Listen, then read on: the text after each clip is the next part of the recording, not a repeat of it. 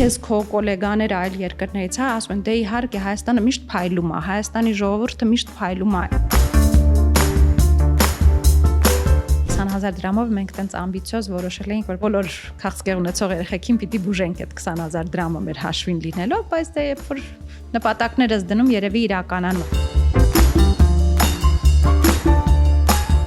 City of Smile-ը մինչև 25 տարեկաններին էլ է աջակցում։ Դա շատ կարևոր է։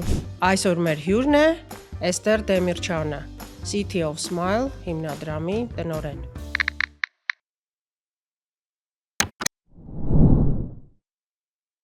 Ես կխնդրեմ, որ դուք մեզ պատմեք, թե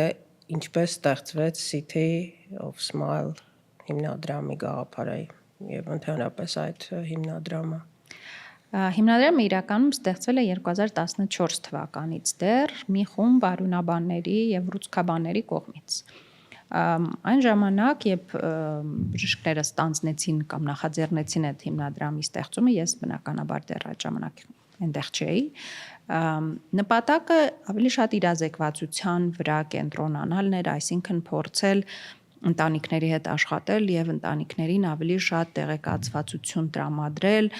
թե ինչա քաղցկեղ է, ինչի միջով են անցնում իրանց երեխաները, ինչ ակնկալիքներ պետք է ունենալ եւ ընդհանրապես որպեսզի մարդիկ մի քիչ ավելի պատրաստված լինեին եւ այն ժամանակ հիմնական բնականաբար նյութերը անգլիալեզու էին, այսինքն հիմնական գործառույթները այդ նյութերի թարգմանություններ եւ տրամադրումը ընտանիքներին ու երեխաներին։ 2016 թվականին ստեղծվեց սոցիալ-հոգեբանական ծառայության միտքը առաջացավ, այսպես ասած, որ նաև կարևոր է, որ ընտանիքները ստանան հոգեբանի աջակցություն։ Եվ ծրագիրը այն ժամանակ իրականացվեց Բոստոնի Dana-Farber Cancer Institute հիվանդանոցի աջակցությամբ եւ հիվանդանոցի հետ համատեղ 2 տարի համատեղ աշխատանք արվեց, որի արդյունքում ստեղծվեց ամբողջական այդ սոցիալ-հոգեբանական ծառայությունը Հայաստանում մանկական քաղցկեղի բաժանմունքում, որ այսօր աջակցում է բոլոր քաղցկեղ ունեցող երեխաներին եւ իրենց ընտանիքներին։ 2 տարի, այսպես ասած, մենթորությամբ իրենց կողմից ծրագիրը գործեց, որից հետո արդեն մեր մասնագետները ունեցան բավարար գիտելիք, որ կարողանան ինքնուրույն իրականացնել գործառույթները, բնականաբար միշտ իրենց վրա աշխատելով եւ նորամուծությունները փորձելով բերել։ Իսկ արդեն 2018-ի ավարտին որոշակի փոփոխություններ, երբ որ եղան հիմնադրամների գործառույթների մեջ եւ հատկապես այն ժամանակ կար հիմնադրամ, որը աջակցում էր քաղցկեղով հիվանդ երեխաներին եւ որը փակվեց, այդ նույն բժիշկները հասկացան, որ հնարավոր չի առանց հիմնադրամ, որպեսզի քաղցկեղի բուժումը առաջ գնա եւ մենք ունենանք շատ ցավալի պատկեր, որովհետեւ մեր ընտանիքների առնվազն 90%-ը երևի չի կարող ապահովել իրենց երեխաներին անհրաժեշտ բուժումը եւ եթե չլինի հիմնադրամ, որը կաջակցի, մենք կունենայինք մասսայական մահացություն, այսպես ասած, եւ այդ ժամանակ այդ նույն բժիշկները որոշեցին, որ City of Smile-ը պետք է ստանձնի նաև բուժման եւ խնամքի աջակցության գործառույթը։ Այդ ժամանակ արդեն ես միացա հիմնադրամին։ Ես եկել եմ 2018-ի սեպտեմբերից հիմնադրամ եւ շատ ամբիցիոզ նպատակներ ունեինք այն ժամանակ, որ պիտի բոլոր երեխաներին ապահովենք ամբողջական բուժումով, այսինքն չակնկալենք, որ ծնողը պիտի 10%, 20%, 30% վճարի, որովհետև ի վերջո հասկանում ենք, որ մեծ մասը նույնիսկ 10 կամ 20%-ը չէր կարողանալու ինքնուրույն վճարել։ Իսկ նեղություն պետությունը ինչքանով է աջակցում։ Պետությունը հիմնադրամին բնականաբար չի աջակցում, բայց պետությունը ունի որոշ Ոչ, պացիենտին նկատի ունեմ։ Պացիենտին պետությունը հիմա իհարկե մի քիչ իրավիճակը փոխվում է, դեռ նոր ենք հասկանում ես ապահովագրության հետ կապված ոնց պիտի լինի ինչ, բայց ժամանակին կար, այսինքն մինչև այս տարվա վերջը, 25 թվականի վերջը կար այդ պետպատվեր հասկացողությունը, որի մեջ մտնում էր հիվանդանոցային ծառայությունը, այսինքն որ երեխաները պալատներում անվճար էին մնում, բժիշկների աշխատավարձը, բուժաշխատողների, այսպես ասած, աշխատավարձը, որոշ քանակի հետազոտություններ, բայց ավելի պարզ եւ հասարակ հետազոտություններ, ինչ որ քանակի դեղեր, որոնք տրամադրվում էին, եթե կային հիվանդանոցում, եթե չկային, ուրեմն չէին տրամադրվում, ցավոք իրականում ցուցակը բավականին փոքր էր, թե դեղերի թե հետազոտությունների, որոնք մտնում էին պետպատվերի ցանկի մեջ եւ այդ մասով հիմնական մեծ բեռը բնականաբար ընկնում էր City of Smile-ի վրա մենք իհարկե ոչ շենքի պահպանման նման ծախսեր մենք բնականաբար չենք կրում որպես հիմնադրամ մեր հիմնական մեծ բեռը դա դեղորայքն է հետազոտություններն են, երբեմն էնդոպրոթեզներն են, որոնք մենք դրսից ենք բերում, վիրահատություններն են, հետագայում նաև սկսեցինք ոսկրածուծի փոխպատվաստումը, դրա հետ կապված ծախսերը, այսինքն դա երբ է սկսվել։ Դա մենք սկսեցինք 2023 թվականից, արդեն 15 երեխա անցել է փոխպատվաստում ոսկրածուծի, որը իսկապես շատ մեծ եւ կարեւոր նախագիծ էր մեր համար, որովհետեւ մինչ այդ ցավոք ցանկացած երեխա, որ կարիք ուներ փոխպատվաստման, կամ պետք է ինչ-որ փորձեին մեծ դրամահավաք անեին, որը միշտ չի որ կարար հաջողվեր, կամ ուղղակի դառնում էին փախստական եւ գնում էին որևէ եվրոպական երկիր, որպեսզի իրենց երեխային այդ գործողությունը իրականացվեր։ Եվ դա իհարկե շատ ծանր է, հատկապես ելի եմ ասում մեծ մասը Երևանից չեն, այդ մարդիկ հայրեն լեզվից բացի ուրիշ լեզու չգիտեն խոսել, ել չենք խոսում նրա մասին, որ դա ամբողջ ընտանիքի տեղափոխություն պիտի լինի, որտեղ դա բավական երկար process է, ոչ մեկ չի կարող միայնակ երեխային վերցնի եւ 6-7 ամսով գնալ օտար երկիր, հենել եթե ունես հիվանդ երեխա, եթե լեզու չես խոսում, եթե բավական այլ խնդիրներ եւ առաջին օրվանից դա իսկապես մեր համար sense կարևոր նպատակ էր, որ մենք ունենանք, որտեղ իրականում բաժամունք որպես այդպեսին վաղուց կար ստեղծված, որտեղ 2016 թվականին շենքը վերանորոգվել էր։ Վանարջյանի կենտրոնում։ Չէ, դա Յոլյանի կենտրոնում։ Շենքը շատ լավ վերանորոգվել էր, Համաշխարհային բանկի կողմից ֆինանսավորում էր ստացվել եւ բաժամունքը պատրաստ էր փոխպատվաստման, այսինքն որտեղ այնտեղ մի քիչ ավելի հատուկ համակարգեր են եւ այլն, ինքը փակ է, ինքը ցիրկուլյացիայի չի ենթարկվում եւ այլն։ Այսինքն մենք ունեինք բաժամունք, բայց մենք այդ գործառույթը չէինք կարողանում անել, որովհետև չունեինք մասնագետներ, պատրաստ չէինք, գիտելիք չունեինք,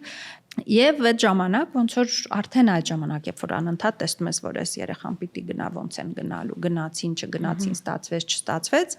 հասկացանք, որ շատ կարեւոր է սա։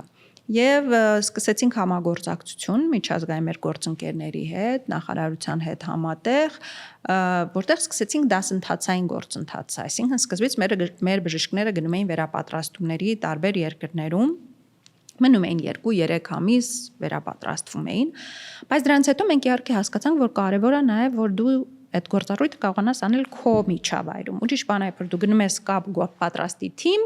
դու այնտեղ կանգնում նայում ես կամ միգուցե մասնակցում ես այդ թիմի հետ, իսկ ուրիշ բան է, երբ որ ամբողջ թիմը նոր է։ Եվ դու պիտի կարողանաս քո թիմի հետ դա անես, ոչ թե իրանք փորձված են, իրանք, չգիտեմ, տարեկան 1000 հատ փոխպատվաստում են անում, իսկ մեր թիմը չուներ այդքան գիտելիք, փորձ, եւ հասկացանք, որ այնտեղ վերապատրաստվելու հաջորդ փուլը պիտի լինի այստեղ միասին աշխատելու հնարավորությունը եւ մեր գործընկերներից մեկը պրոֆեսոր Իտալիայից ինքը գալիս էր եւ կոպիտ ասած կանգնում էր թիմի կողքին զուտ իրենց խղճի հանգստության համար, որ իրանք վստահ լինեին, որ կողքները կա շատ ավելի մասնագիտացված մեկը, ով process-ը վերահսկում է, որ ամեն ինչ ճիշտ գնա, առաջի մի քանի հատ արվեց իր ֆիզիկապես ներկայությամբ, հետո մի քանի հատ արվեց արդեն իր տելե ներկայությամբ, այս առցանց ներկայությամբ, այսինքն ինքը միանում էր կապով եւ ուղղակի վերահսկում էր այդպես, եւ այդպես կամած գնացինք դեպի արդեն ինքնուրույն անելը, բայց այստեղ հարցը իրականում հենց այդ ինքնավստահության ամրապնդումն էր, ոչ թե որ չէին կարող։ Բնականաբար կարող էին, բայց ուրիշ հարց, երբ դու առաջի անգամ ես ինչ-որ բան անում, միշտ ուզում ես որ կողքդ էլ ավելի փորձառու մեկը լինի, որ Աստված չանի մի բան սխալ գնա, բայց այսօր թիմը արդեն բավականին ստեղծված, կայացած եւ գործառույթներ իրականացնող այդ վիրահատությունները արվում են Յոլյան կենտրոնում։ Յոլյանի արյունաբանական կենտրոնում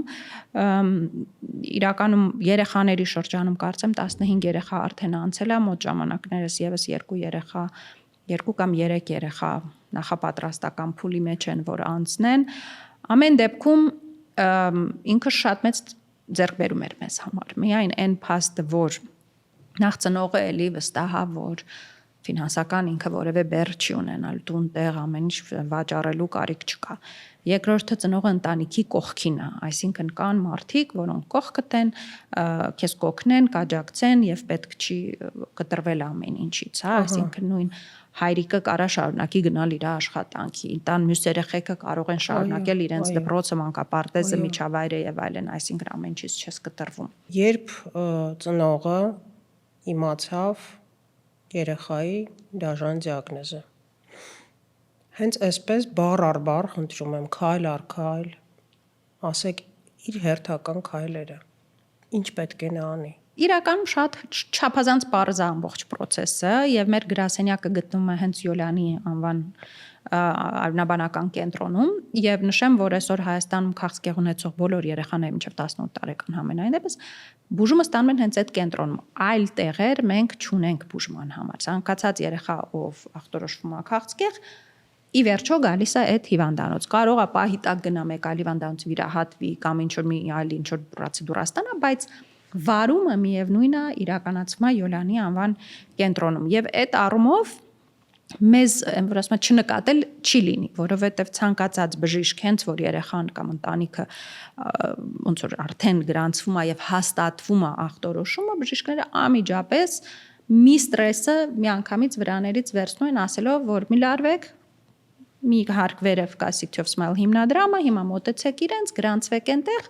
եւ ձեր երեխայի բուժման հարցում իրանք ձեզ ամեն ինչում կօգնեն։ Այլ հարցը մի քիչ 18-ից բարձրների համար, այսինքն 18-ից մինչեւ 25 տարեկան նույնպես մենք ֆինանսավորում ենք, բայց այդ պացիենտները բուժվում են Հայաստանի տարբեր հիվանդանոցներում, դա կարող լինի Ֆանարջան, դա կարող լինի Նայրի, դա կարող լինի մեր հիվանդանոցը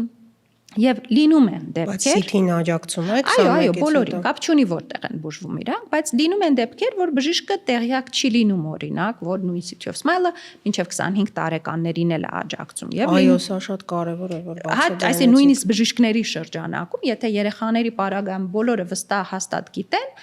մեծերի դեպքում միշտ չի որ բոլորը տեղեկացված են։ Եվ մենք ունենում ենք դեպքեր, երբ օրինակ մեզ դիմում են այդ նույն 20-21 տարեկանները եւ ասում են այ սենց խնդիր կա, միգուցե մեզ էլ ինչ որ բանով կարող եք օգնել, այդ դեպքում ենք ասում ենք իհարկե կարող ենք եւ դուք պիտի շուտ գայեք իրականում։ Տեղեկացված չեն լինում, բնականաբար միգուցե ինչ որ ինֆորմացիայի պակաս է լինում, բայց դա էլ կամած կարծում եմ, այսինքն ցանկացան բժիշկ մեծերի հետ աշխատող, որը մի անգամ ունենում է պացիենտ, որը եկավ մեզ մոտով անցավ, արդեն ինքը հետագայի համար դա հիշում է եւ հաջորդիվ այդ նույն նոր պացիենտներին ուղղորդում է դեպի մեզ բնականաբար։ Այդ առումով ինչ վերաբերում է երեխաներին, որևէ, որ ասում է ուշացում հետաձգում երբևիցե չի լինում, մեծահասակների դեպքում 18-ից բարձր կարող է մարդիկ մի ամիս ուշ մեր մասին իմանան կամ մի քանի շաբաթ ուշ մեր մասին իմանան, բայց միևնույնն է ի վերջո գտնում են մեզ, այնպես չի լինում, որ չգտնեն մեզ, որովհետև բոլորս էլ հասկանում ենք, որ ինչ որ մի պահ ֆինանսները սկսում են սպառվել եւ դու արդեն սկսում ես փնտրել, ակտիվ փնտրել ով կարա քեզ օգնի եւ այդ դեպքում ավելի արագ ես գտնում։ Այո։ Ինչպես է City of Smile-ը կազմակերպում հիմնադրամի թափանցիկությունը։ Իրական թափանցիկությունը ես կարծում եմ մեր ամենակարևոր եւ ասենք մեխային հատկանիշներից մեկն է, հատկապես համենայն դեպս երբ որ ես էլ միացա հիմնադրամին, մենք այն ժամանակ իսկապես երևի զրոյական էինք, հա, երբ որ ես միացա հիմնադրամին, մեր հաշվին կարծեմ, եթե չեմ սխալվում, կար 20000 դրամ, եւ այդ տենց 20000 դրամով մենք տենց ամբիցիոզ որոշել էինք, որ բոլոր քաղցկեղ ունեցող երեխեքին պիտի բուժենք այդ 20000 դրամը մեր հաշվին լինելով, բայց դե երբ որ նպատակներս դնում երևի իրականանում է։ Եվ այդ առաջի հենց պահից մեր համար շատ կարևոր էր այդ թափանցիկություն հասկացողությունը, որ ցանկացած մարդ նախ հստակ տեսնի ինչքան գումար ենք մենք հավաքում, ովքեր են մեր դոնորները, այսինքն ցանկացած մարդ, եթե ինքը ժամանակին իր անունը տրամադրել է, անպայման իր անունը կգտնի մեր դոնորների ցանկում։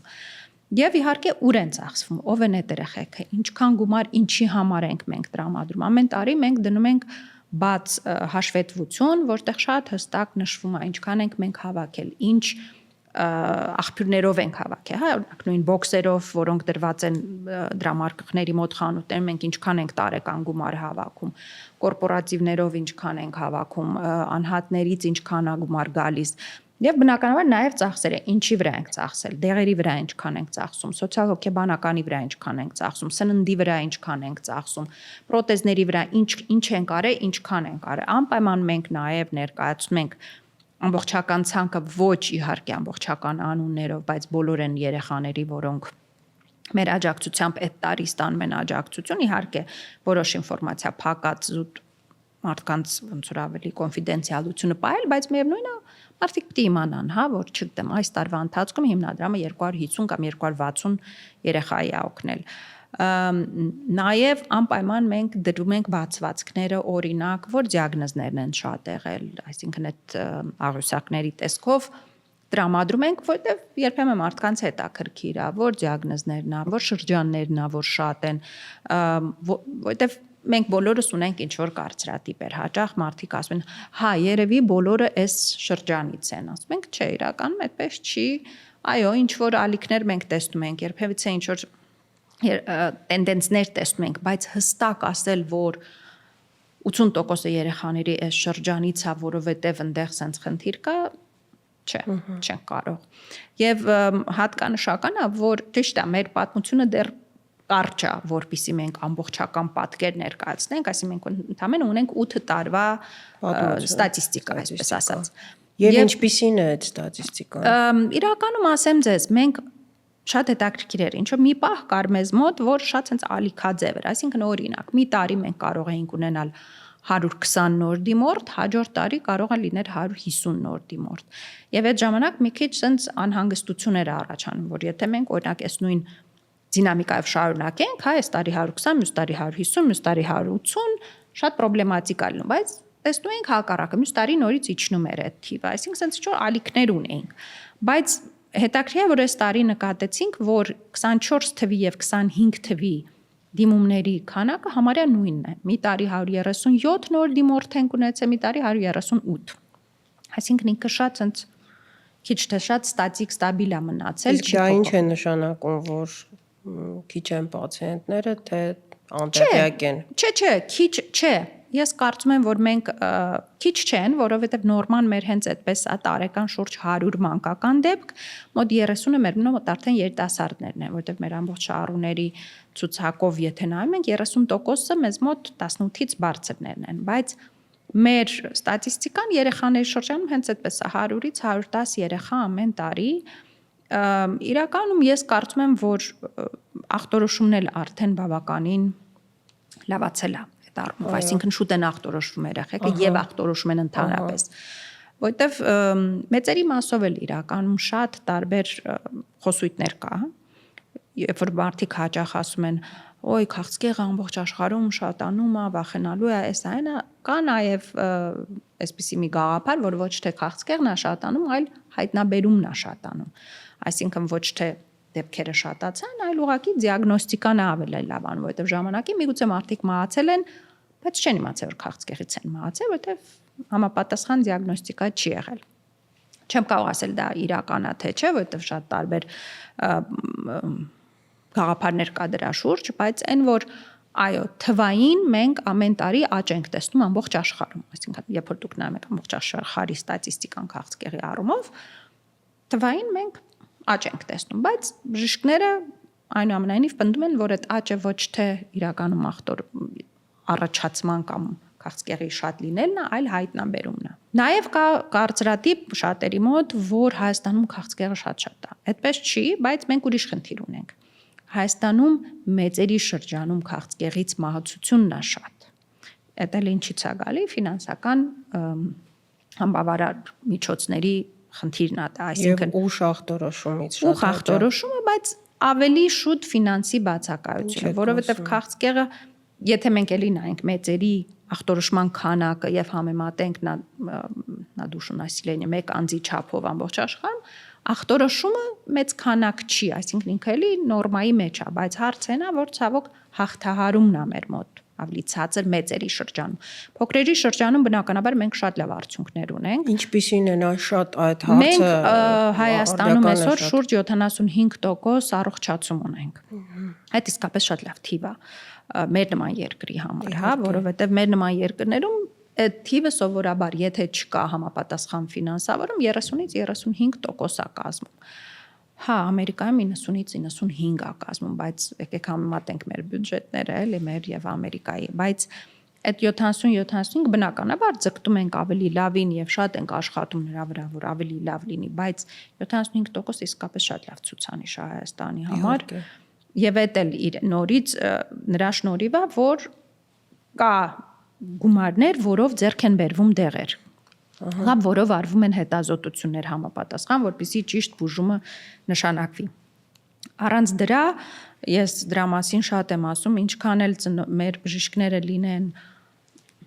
շատ խելացի, շատ գրագետ, շատ հոգատար, բայց քաղցկեղը դա զուտ վիրահատություն չի, դա իսկապես հսկայական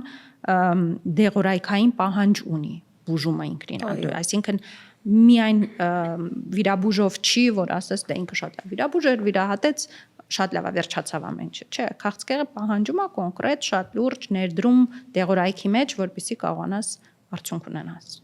Ինչքանով կգնահատեք մանկական ուռուցքաբանության որակը եւ աճը Հայաստանում, եթե այսպես բալերով 10 բալանի համակարգով։ 9 հաստատ կգնահատեմ։ Ես անկեղծ ասած բժիշկ չեմ, բայց տեսնելով մեր ոլորտի մեջ ինչ տեմպերով է գնում առաջ խաղացումները, ինչպիսի ինքնակրթմամբ եւ ինքնազգարգացմամբ են շատ մեծ ջանք դրվում այդ ոլորտի մեջ մեր երիտասարդ բժիշկների կողմից, մենք միշտ ունենք առնվազն 1-2 բժիշկ, որը արտասահմանյան ինչ-որ մի հիվանդանոցում վերապատրաստման է, եւ արտասահմանյան ասելով դա կամ եվրոպական հիվանդանոցներ են կամ ամերիկյան։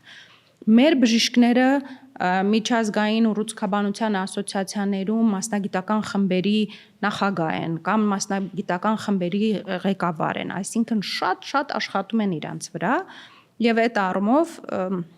թե կրթական առումով, թե այդ համայնքային, հա, ասոցիացիաներ կան, տարբեր կոնֆերանսներ են լինում հաճախ, որտեղ միշտ մեր բժիշկները իսկապես փայլում են։ Ես մի հատ դեպք պատմեմ, որտեղ մեծ կոնֆերանս էր ուռուցքաբանական, որտեղ մենք հիմնադրամներն էլ էին ներկայացված, այսինքն եւ բժիշկներն էին տարբեր երկրներից եւ հիմնադրամներն էին տարբեր երկրներից եւ երևի ամեն երկրորդ այսպես կոչված նոմինացիան, հա, եթե տենց կարելի է ասել, հնչեցվում էր Հայաստանից։ Եվ մի կողմից ինչ խոսք, այնքան հպարտ ես զգում քեզ այդ ամեն ինչի համար, իսկ մյուս կողմից երբ որ քեզ քո գոլեգաները այլ երկրներից հա ասում են դե իհարկե Հայաստանը միշտ փայլում է, Հայաստանի ժողովուրդը միշտ փայլում է այս ոլորտում, հա, որովհետեւ միշտ ցանկացած նման կոնգրեսներ, կոնֆերանսներ կամ սպիկերներն են մեր Հայաստանի աղջիկները, կամ ինչ-որ մի աբստրակտի ներկայացում ունեն մեր բժիշկները, կամ ինչ-որ մի պրեզենտացիա ունեն մեծ արած, որի մասին խոսվում է, եւ ամեն անգամ որ երբ որ հնչում է Արմենիա բառը, մենք սենց մուրադի դեմքով բոլորս նստում ենք, ասում ենք դե էս մերոնք են, ու իսկապես եւ հիմնադրամի առումով է այդպես, որովհետեւ հիմնադրամի առումով էլ մենք բավականին շատ շոուքեյս անելու, հա, կամ ցուցադրելու արդյունքներ ենք ունեցել, որոնք հետո մենք քննարկել ենք կամ մեզ որպես օրինակ են բերել նոր սկսող հիմնադրամներին կամ այլ երկրների փոքր հիմնադրամներին, որովհետև ի վերջո մենք միջազգային ասպարեզով համարվում ենք փոքր հիմնադրամ։ Այո, Հայաստանում մենք մեծ ենք, եթե չասենք երևի առողջապահական ոլորտում ամենամեծն ենք, բայց եթե դու ուղղակի բյուջետային ես նայում, մենք շատ փոքր ենք շատերի համեմատ։ Իհարկե։ Կա մի պատմություն, որը դուք առանձնահատուկ հիշել եք։ Ոյ շատ կան տենց պատմություններ, կոնկրետ եթե երեխեքին ա վերաբերվում։ Այո։ Շատ կան տենց պատմություններ եւ դրական եւ բացասական։ Բացասական ինչ առումով, այսինքն ծանր, ոչ թե բացասական, այսինքն դեպքեր, երբ մենք չենք կարողացել հաղթել։ Եվ բոլորս ծանր ենք տարել։ Յուրաքանչյուր կորուստը ծանր ենք տանում, բայց կան մի քանի դեպքեր, որոնք իսկապես սենց տանջում են քեզ ինչ-որ մի պահ։ Մի հատ բացասականը կպատմեմ, հետո դրականը կպատմեմ, որովհետև կարծում եմ դրականները շատ ավելի, չեմ, դրականները շատ ավելի, բայց բնականաբար երբ որ ունես կորուստ, դա դրականը դու ընդունում ես, որ տենց էլ պիտի լինի, դա է նորման, պիտի հաղթահարեն, պիտի գնան, պիտի շարունակեն, պիտի մեծանան, Իսկ երբ որ ունենում ես կորուստ, մի տեսակ ավելի ծանր ես դա տանում։ Երկու դեպք պատմեմ։ Առաջի դեպքը դա ես երևի մի ամիս է ինչ հիմնադրամում էի աշխատում եւ ունեցանք մի տղա, ով շատ բարդ բուժում անցավ եւ հասավ այն շրջանի, որ այլևս բուժումը չէր օգնելու եւ պիտի գնար տուն։ Ընդ որում հայրիկը շատ շուտ թողել գնացել էր, էդ էլ ընդ որում դրա մասին էլ կխոսեմ։ Մաման միայնակ մնացել էր այդ տղայի հետ։ Եվ այն ժամանակ մենք դեռ չունեինք այդ պալիատիվ կոչված աջակցություն, այսինքն երբ որ երեխան գալիս էր այդ փուլի, որ էլ ոչինչ հնարավոր չի անել, ուղղակի ծնողին ասում էին վերցեք ձեր երեխային եւ գնացեք տուն, մինչեւ որ կհասնեք ավարտին։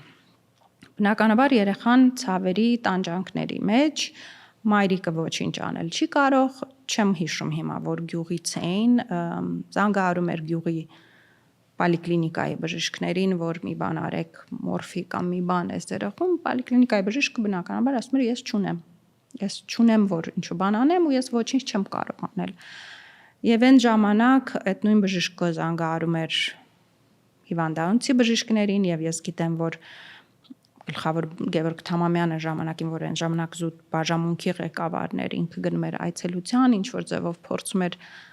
ինչ որ ձևով փարատել, ոչինչ չես կարող անել, որովհետև ձեռքդ ոչ մի գործիք իրականում չկա եւ այն ժամանակ այդ նույն մորֆիի վերահսկումը շատ դժվար էր, ծանր էր։ Մենք շատ ենք խոսել մեր ալիքում եւ շատ բժիշկներ նույնիսկ չէին ուզում դրա տակ մտնեն, այսինքն այդ հավելյալ գլխացավանք ոչ մեկին պետք չէր։ Հայտայտելը դա ինչ որ հերոսություն է։ Եվ իսկապես այդ երեխայի պատմությունը իմ վրա շատ ծանր էր ազդել այն ժամանակ ու այդ ժամանակվանից էր որ մենք ասացինք մենք պետք է անպայման ու ոնց որ այդ պատմությունը եղավ, որից հետո մի քանի ամիս հետո ես գնացի Ամերիկա, երևի Ամերիկայի լավագույն քաղցկեղի մանկական քաղցկեղի կենտրոններից մեկը, St. Jude հիվանդանոցը, որտեղ մեզ ցույց տվեցին պալիատիվ ծառայությունը, թե ինչպես են իրանք խնամում, ինչ վերաբերմունք են ցուցաբերում են երեխաներին, որոնք ցավոք արդեն չեն արձագանքում բուժմանը, բայց դրա հետ մեկտեղ դու պետք է ապահովես մաքսիմալ կյանքի մնացած կյանքի որակ է երեխեքի համար, չէ՞ որ դեռ իրանք ապրում են, պիտի օգնես, որ թե ծնողը իրան հնարավորինս պաշտպանված կա, հա, ինչ որ չափով, թե երեխան եւ այդտեղից վերադառնալով շատ sense բան եղած է անկեղծ ասած, որ անպայման մեր երեխաները նույնպես պիտի այդ պալիատիվ ծառայությունը ունենան Հայաստանում եւ 21 թվականից մենք ստեղծեցինք այդ պալիատիվ ծառայությունը նաև քաղցկեղով հիվանդ երեխաների համար։ Որտեղ է գտնվում։ Հենց էլի Յոլյանի հիվանդանոցում, այնտեղ կար, այսպես ասած, հին մասնաշենքի մի մաս, որը չէր օգտագործվում, արդեն շատ ծանր վատ վիճակում էր այդ տարածքը եւ չէր օգտագործվում։ Մենք դա ամբողջովին վերանորոգեցինք, շատ հարմարային առումով, որ եւ հիվանդանոցին կպած է եւ մաքսիմալ առանձին է, այսինքն ինքը ամբողջ սպեկտրը ծառայությունների ապահովում է։ Իսկ բազմաթիվ դրական պատմություններից մեկը ես շատ եմ սրա մասին խոսում, որովհետև էլի ենթադրում եմ, որ նոր ես ամեն մի երեխայի պատմություն ավելի երևի ես հին երեխեքին ավելի շատ եմ հիշում, քան նորերին, որովհետև մի տեսակ այդ առաջի երեխաները ավելի տպավորիչ են մնում եւ ամեն մի պատմությունը ավելի sense մանրամասն ես հիշում, բայց 1000 երեխա չես կարող հիշել, իսկ մենք արդեն 1000-ից ավելի երեխա ենք աջակցել։ Մեր առաջին էլի մեր շահառուներից մեկը ես հիշում եմ որ մի տղայի բերեցին բաժանմունք եւ բժիշկները շատ sense բան դեմքերով երեխան ռեանիմացիայում է դժվար թե դուրս գա այդ ռեանիմացիայից շատ ծանր իրավիճակ է այս այնա այն որ ի սկզբանե երեխան եկել է եւ բոլորը արդեն ասում են որ նույնիսկ ռեանիմացիայից դուրս չի գա այդ երեխան ռեանիմացիայից դուրս եկավ այդ երեխան причем պայծառ մի տղա խելացի, նկարող, նվագող, երգող, շախմատ խաղացող, մաթեմատիկ, այն որ ցած պայծառ մի հատ երեխա։ Այն ժամանակ երևի 11-12 տարեկան էր։ Այդ ես ասում եմ 2019 թիվ, Փառք Աստծո հաղթարեց, ավարտեց եւ այս վերջերս Facebook-ով աչքովս ընկավ, չնայած տենց էլի տեսել էի մի քանի անգամ, բայց վաղուց չէի տեսել։ Սիրուն երիտասարդ մի հատ sense շատ սիմպաթիչնի տղա բենդում է երգում ինչ որ տենց իր այդ բենդի ելույթներից մեկն էր դրել Facebook-ով ու այն որ sense մի հատ պահ լինում, չէ՞, ցանկացած տղաների կյանքում, աղջիկների կյանքում sense միանգամից ոնց որ մեծանում են։ Դույս ես իրան տեսել եմ 13-14 մինչև եւ արդեն երիտասարդ տղամարդ է։ Հիմա sense 18-19 տարեկան sense գեղեցիկ молодой человек, որ ասում են։ Ու նույնը մեր աղջիկների մասով, ասենք երեխեք կան, որ այդ նույն ձևով, հա, դու իրանց 12-13 տարեկանում ես տեսնում, հետո մեկ էլ 18-ում գալի հայտնում են դրան դեմ, ասում ես որտեղից քեզ գիտեմ։ Ու հետո որ ասում են ես երբ sense մեծացակ, ես ոնց sense եղավ, իսկապես այդ այցերը, այդ երբ որ գալիս են քեզ պրոստը բարևելու ու դու տեսնում ես, որ կյանքը շարունակվում է, դրանից ոգևորիչ ավելի բան չկա։ Այո։ Էստեր ջան, պարզ է, որ երբ հաղթահարվում է այդ ամենը, դա բերկրանք է, դա հպարտություն է, դա երջանկություն է անսահման, բայց երբ պարտություն է տեղի ունենում, պատահել է ձեզ հետ, որ դուք ասում եք, ես չեմ կարող այլևս եւ թողնում եմ եւ գնում եմ իմ պաշտոնից։ Հա, բնականաբար։ Դատարկվում եք, լինում են պերիոդներ, որ ես ասում եմ վերջ։ Ես էլ չեմ կարում, որովհետև ես սպառվում եմ, իմ համար այս ամեն ինչը ծանր է, ես չեմ կարողանում այս ամեն ինչին դիմանամ։ Ու կարծում եմ բոլորի մոտ մեր թիմում դա կա, ու դա նորմալ է, այդ վգարանյա հասկացողությունը ինքը։ Քանի հոգի է թիմը։ 4։ Ահա, փոքր է։ Մեր հիմնադրամի թիմը ընդհանրապես 4 հոգի ենք։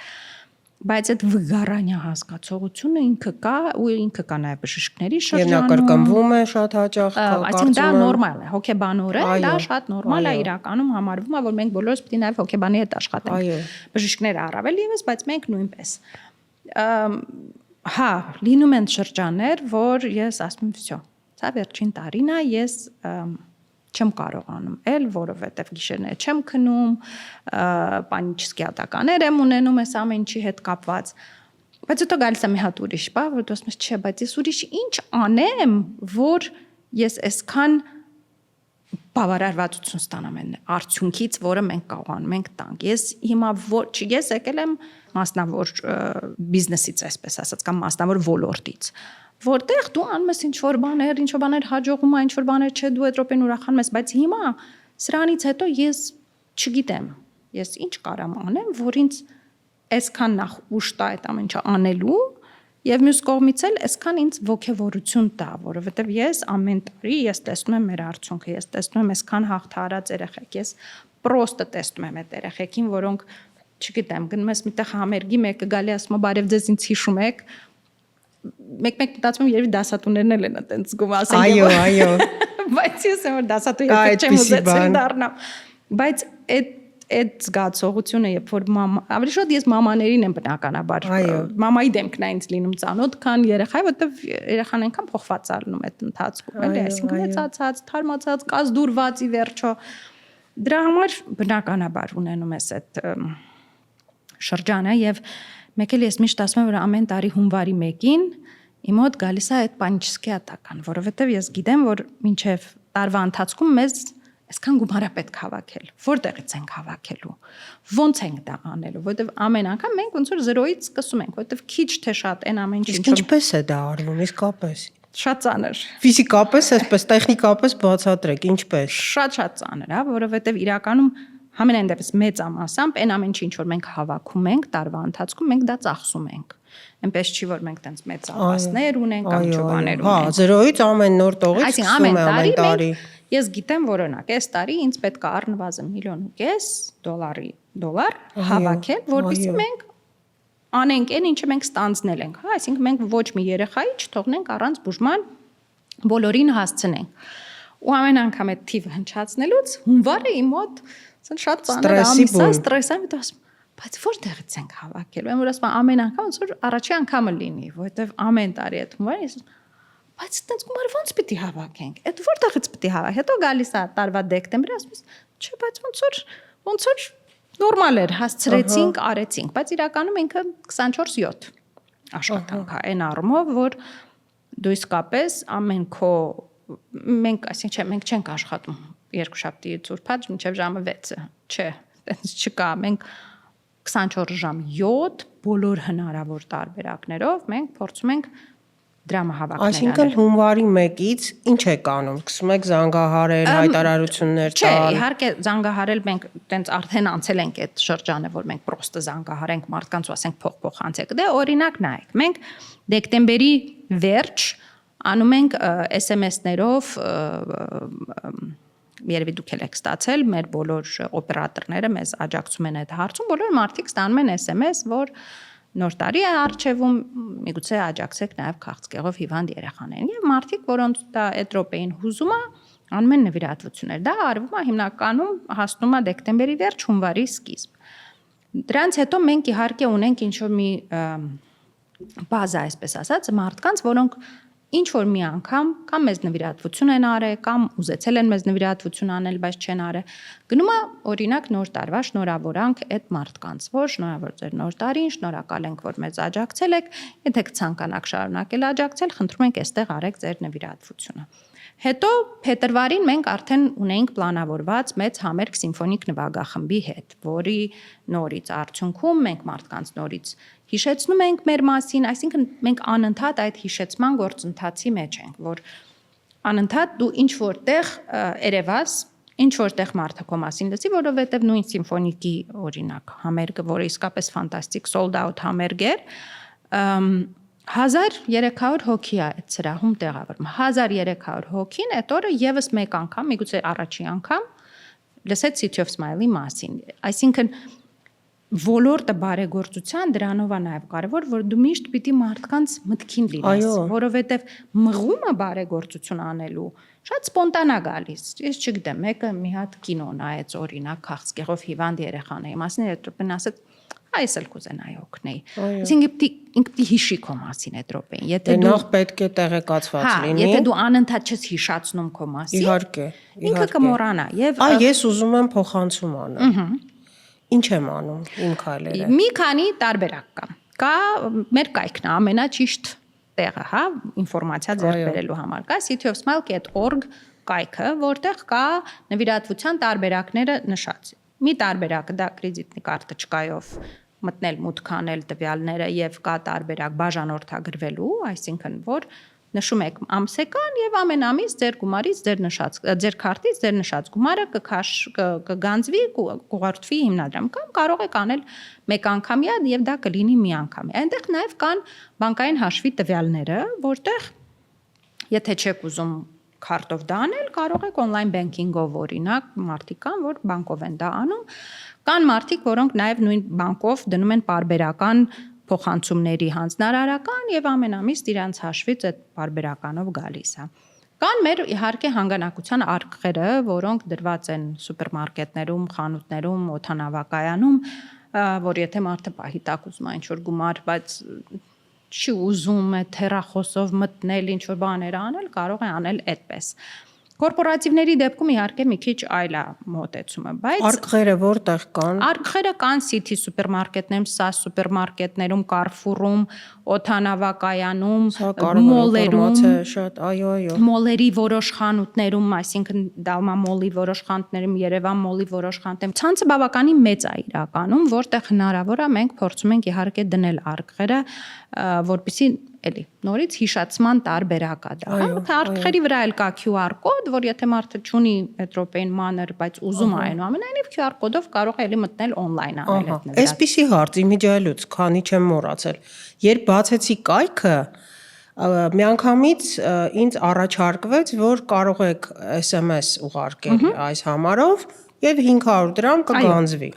Ես ուղարկեցի մի քանի անգամ, չստացվեց, անընդհատ գրվում է, որ տեխնիկական Դուք պիտի SMS-ի մեջ գրեք City բառը։ Ես գրել եմ։ Տարօրինակ, որտեղ մենք ստանում ենք։ Իրական մենք ստանում, ես դա անկեղծ ասեմ, ձեզ շատ չեմ խրախուսում այդ նվիրատվության ձևը, որովհետև այդտեղից մեզանից բավականին մեծ հարկ է գանձվում։ Այսինքն այդ ձեր 500 դրամից մենք ստանում ենք 430-440-ը։ Ես երբ որ դուք դա անում եք on-line կամ թեկուզ բանկով, այդ դեպքում մենք ստանում ենք ամբողջ ձեր տված 500 դրամը կամ 1000 դրամը կամ տեղեկացվեցինք, շատ կարևոր բան։ Այսինքն ինքը լավ ձև է, հեշտ է արագ, բայց իրականում քանի որ այնտեղ կան տարբեր հարմար չէ, փաստորեն հիմնադրամի համար, կարևորը հիմնադրամին դա հարմար լինի։ Այսինքն մենք էլի էդ էլ է մի տարբերակ, որ եթե մարդուն դա հարմար է, բայց եթե հիմնադրամի տեսանկյունից նայենք, մենք այնտեղ 60-70 դրամ ամեն 500 դրամից կորցնում ենք, որը ցանկալի չի, էլի 60-70 դրամն էլ մեր համար կարևոր է, որովհետև հետո դառնա 70,000, հետո դառնա 700,000, հետո դառնա 7 միլիոն, ցանկալի է։ Ամեն դեպքում մենք ունենք բանյակներ քաղաքում, որ էլի մարդկանց հիշեցնում ենք մեր համասին։ Այս հիշեցնելը շատ կարևոր է եւ հետաքրքիր է նշեմ, որ նոր տենդենս ենք նկատում մենք Հայաստանում, դրսում դա շատ տարածված է, որ երբ որ մարդիկ ունեն լավ առիթ, բայց ավելի շատ երբ որ մարդիկ ունեն վատ առիթ, այսինքն ինչ որ մեկը մահանում է, դրսում շատ ընդունված է, որ մարդիկ ասում են՝ մի բերեք ծաղիկներ, ծաղիկների փոխարեն նվիրատվություն արեք SS հիմնադրամին ի հիշատակ, որովհետև տենց ավելի կարևոր է։ Առաջ մեզ մոտ դա տեղի էր ունենում միայն արտասահմանից մարդկանց կողմից, այսինքն մեր առաջի դեպքը եղավ այստեղ Հայաստանում մի ընտանիք էր Պարսկաստանից, այսինքն էլի ոչ մեր երևանյան կամ հայաստանյան մշակույթի մեջ չէր դա։ Հետո ունեցանք դեպք մի երեխա էր մահացել քաղցկեղից Նյու Յորքում եւ իր ընտանիքը էլի բոլոր իրենց բարեկամներին ծանոթներին ասել էին, որ այսինքն ես դրանք մի քիչ մեծ բաներն եմ ասում, հա, տենց փոքր շատ ենք, բայց այս վերջի մի տարին մենք այնքան դեպքեր ենք ունենում, որ Հայաստանից հենց մարդիկ մեզ զանգում են ու ասում են մեր տատիկը կամ մեր պապիկը մահացել է եւ մենք ուզում ենք, որ մարդիկ, որոնք պիտի գան ցավակցելու, նվիրատվություն անեն ձեր հիմնադրամին, այլ ոչ թե ծաղիկներ անիմաստառնեն բերեն, ու դա սկսել ենք շատ նկատել եւ որը իսկապես շատ ողջունելի է։ Որևէ կերպ չեմ ուզում ծաղիկի արժեքը նսեմացնել, բայց կարծում եմ այն փաստը, որ երբ որ ինչ որ մեկը գնում է եւ դրա միջոցով դու ինչ որ մեկին տալիս ես հնարավորություն ապրելու, շատ ավելի սիմվոլիկ է։ Եվ իսկապես շատ ավելի իմաստալից է հենց նույն այն մարդկանց համար, որոնք կորցրել են, որովհետև մտածելով, որ լավ մեր պապիկը կամ մեր տատիկը գնաց, բայց դրա շնորհիվ միգուցե այս մի երեխան կապրի իր աջակցության շնորհիվ եւ իսկապես ես շատ ուրախանում եմ, որ տեսնում եմ, որ դա գնալով շատանում է, ավելի ակտիվանում է այդ մղումը մարդկանց մոտ, որովհետև բոլորս էլ հասկանանք, որ ծաղիկները ի վերջո դառնում են աղբ։ Այո։ Եվ բայց դրա հետ մեկտեղ հսկայական գումարներ է ծախսվում այդ ծաղիկների եւ ամեն ինչի վրա, բայց եթե կարելի է գիտակցել, որ ինչ որ մեկի գնալով ինչ որ մեկը շանս ունեցավ մնալու, կարծում եմ շատ ավելի իմաստալից է դառնում։ Իհարկե։ Ինչ վերաբերում է հոգեբանական օգնությանը, հոգեբանների օգնությանը կարող են դիմել ծնողները պացիենտների։ Անպայման, պարտադիր։ Իրականում արդեն ի սկզբանե աշխատում են ծնողների հետ եւ հաճախ նաեւ քույր եղբայրների հետ, որովհետեւ նաեւ մի խնդիր էլ է նաեւ քույր եղբայրները։ Նրանք մնում են կադրից դուրս, նրանք մնում են կադրից դուրս, մեկ, երկրորդը կախված է տարիքից։ Ցավոք այսօր համացանցը բոլորիս ինչ որ ձևով խնդիր է, բայց հատկապես մի հատ տարիք կա երեխաների, հա, այդ դեռահաս, որոնք սկսում են ամեն ինչը պրպտալ համացանցով եւ միշտ չի որ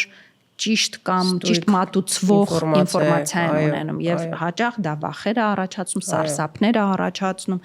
ոչ միայն հենց պացիենտ երախու մոտ, այլ նաեւ իր քույր եղբայրների մոտ եւ այդ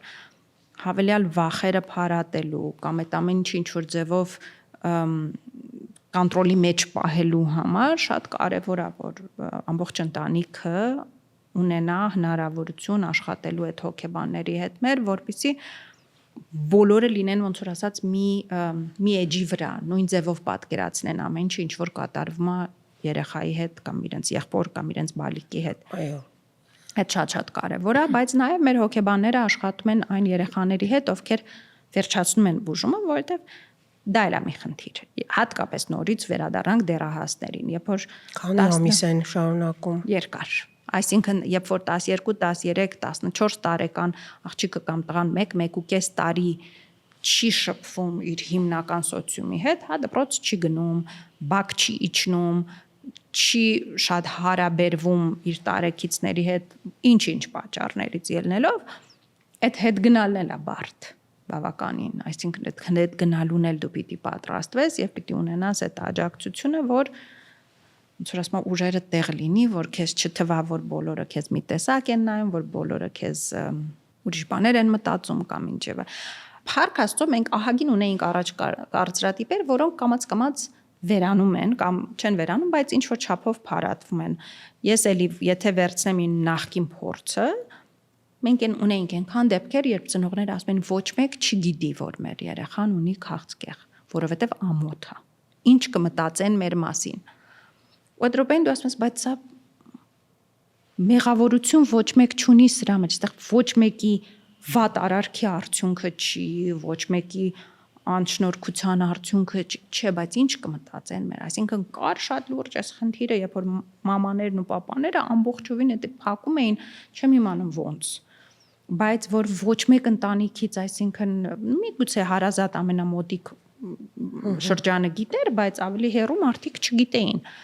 Հիմա կարծում եմ դա էլ ավելի անցել ենք այդ բոլոր խնդիրների վրա։ Իսկ բարեգործություն գաղափարը ինչ կարծրատիպեր ուներ եւ ունի, բայց էլի ես շատ ուրախանում եմ, որ ես տեսնում եմ, որ մենք իսկապես շատ լավանում բարեգործություն անելու մշակույթը մեզ մոտ, այսինքն եթե ես համեմատեմ 8 տարի առաջ եւ հիմա, ես տեսնում եմ հսկայական փոփոխություն։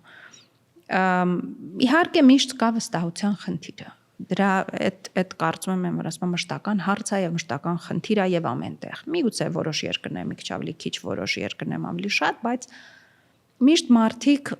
ունեն այդ հարցը, բայց ես ինչ իմանամ, որ իմ տված գումարը կհասնի այս մեկին։